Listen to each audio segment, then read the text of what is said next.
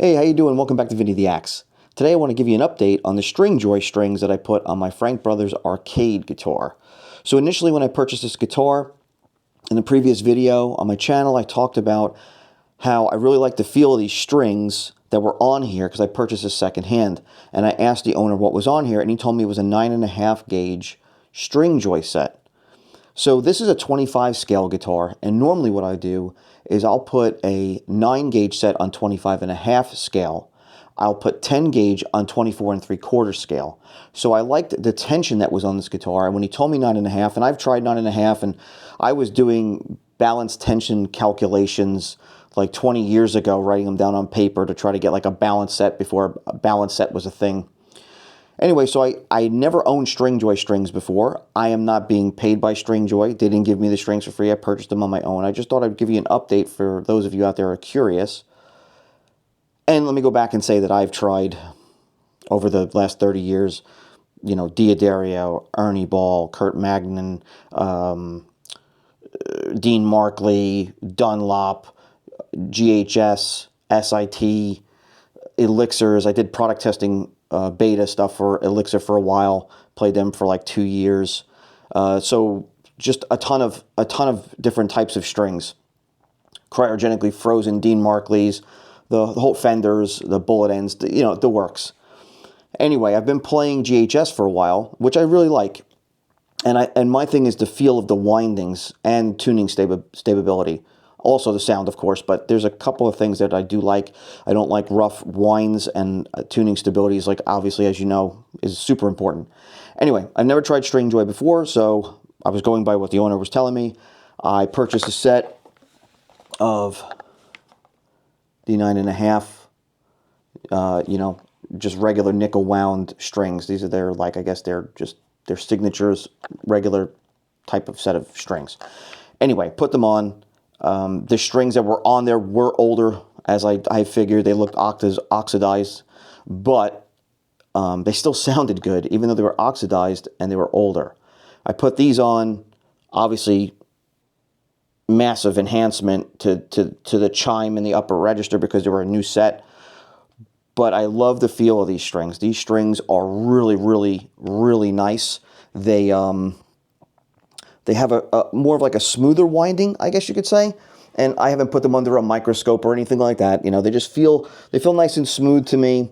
I wouldn't say they feel smooth like Elixirs, but they feel smooth like GHS to me, not like D'Addario. I think D'Addario has like a rougher wind in comparison to, like, let's say, Ernie Ball. So I've tried a lot of stuff over the years. But I will say tuning stability with these things are awesome.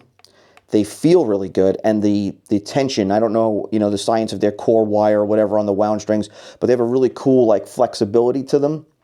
And I think, without no pun intended, they are a joy to play.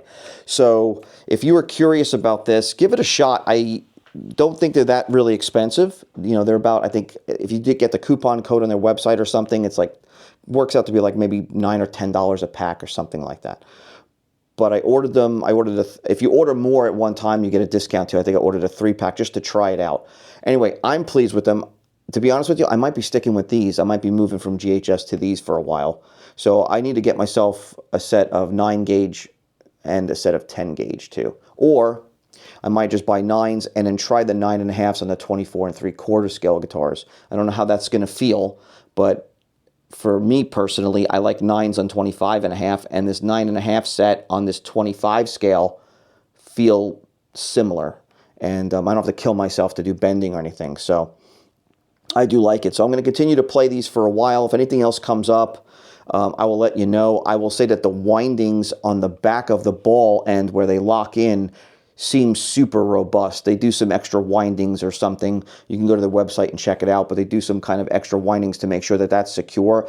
And so if you're using, I'm assuming now, I haven't tried it on a tremolo, but if you use it on like a vintage 6-screw tremolo or 2-point tremolo, those extra windings might help with the ball not shifting in the canals of the tremolo block. So might be worth it to give it a shot if you're having problems with tuning stability on your trem. I mean, and there's other factors that go all into that, and I could do probably 20 videos on that, but These are robust on the back end, so they shouldn't break or unravel. And I've had that happen with a few brands. Very rarely break a string, but I've had some just snap at the ball end and just unravel like a slinky or something. It's really weird looking when it happens. But anyway, totally digging these things for right now. I'll keep you updated if anything goes on, but I would say, you know what? $10 a pack of strings nowadays with the prices of everything is really not that expensive, and it might be worth, giving it a shot. These are made in Nashville, in the States. So if you're curious, Nashville, Tennessee is where they're out of, and I believe they started in 2014 if I read their website correctly. So I wouldn't say they're a new brand. They've been around for a while, but as far as the other brands go, they're kind of like maybe new into the game per se. I met a few of the guys at the booth at NAMM, and they were super nice. I was talking to them about the strings for a few minutes. They were pretty busy. So anyway, please like and subscribe. It does help out the channel. It gets the channel off the ground, and it'll keep you up to date on any new videos I have coming out. Once again, thanks for watching Vinny the Axe. Have a good weekend. Take it easy.